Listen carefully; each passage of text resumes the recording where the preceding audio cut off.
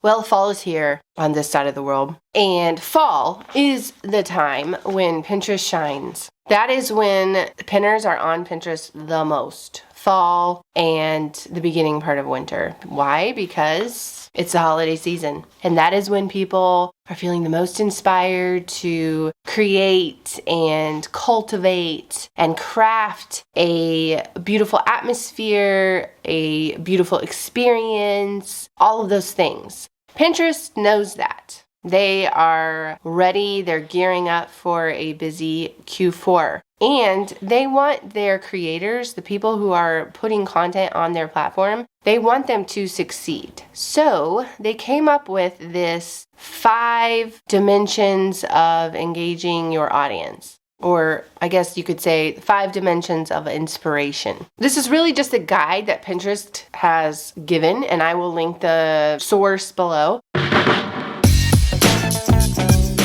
What's up, guys? It's Tabby. So let's talk about the 5 dimensions of inspiration. Now, these 5 dimensions are things that Pinterest has brought up that they have noticed that pinners engage with, and we are talking specifically about pins, the pins that lead to your great content. And these are things you should keep in mind as you are creating your pins that are leading to your content. Really, I think you should try to implement at least 2 of the 5 dimensions of inspiration into your pin design, because this is really what's going to help you guide you toward a pin that grabs your audience's attention. So first up, visually appealing. Duh. Of course, you should be designing your content that is visually appealing, eye-catching design, high quality, stuff like that. But something I want you to also think about as you are creating a visually appealing pin is kind of what's trending as far as design goes. Because that's a thing, just like there's a trending design in your living room look, there's also a trending design in graphics, like a pin. So what I want you to do is look through Pinterest, look through your feed in your niche, okay? And I want you to really pay attention to the pins that pop to you,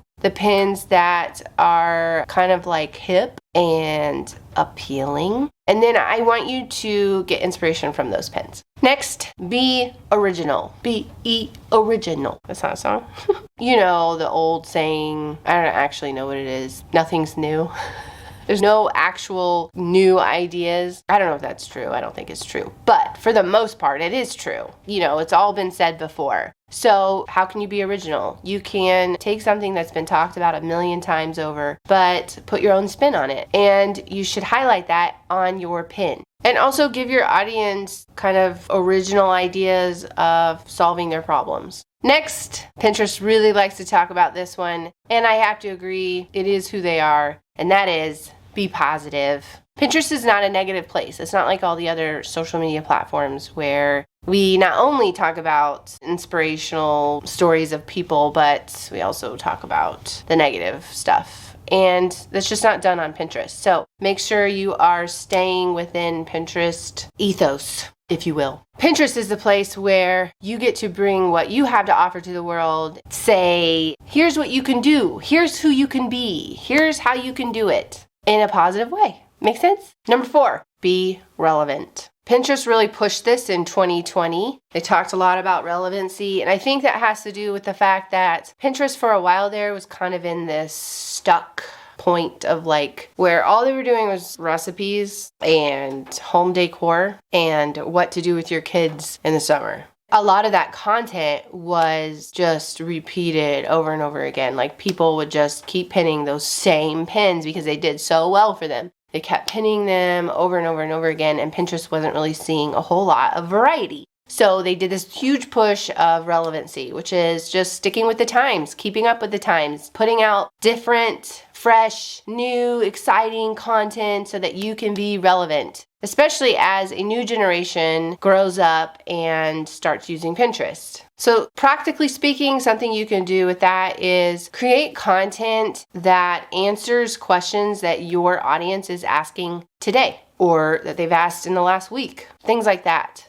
It's okay to continue to pin old content that continually does well for you on Pinterest. Absolutely, we do that. We have a pin that is, oh gosh, I think it's like 8 or 9 years old. It continues to do well for us, continues to be our top pin, but we still create relevant, fresh content every week. So it's important to stay relevant along with keeping the evergreen pins going. And number 5, actionable. You don't just want your audience to save your pin because it was such a great pin that it inspired them to say, ooh, I think I want to do that one day. You want them to actually take action. So really aim to create content that inspires your audience to take action, to do the thing, right? Yes, do the thing. And make sure the content is quality, like we said before, like number 1. Because if it's quality, they take action on it, they like it, then they are going to come back to you and soak up more of your amazingness and all of your content that you have to offer.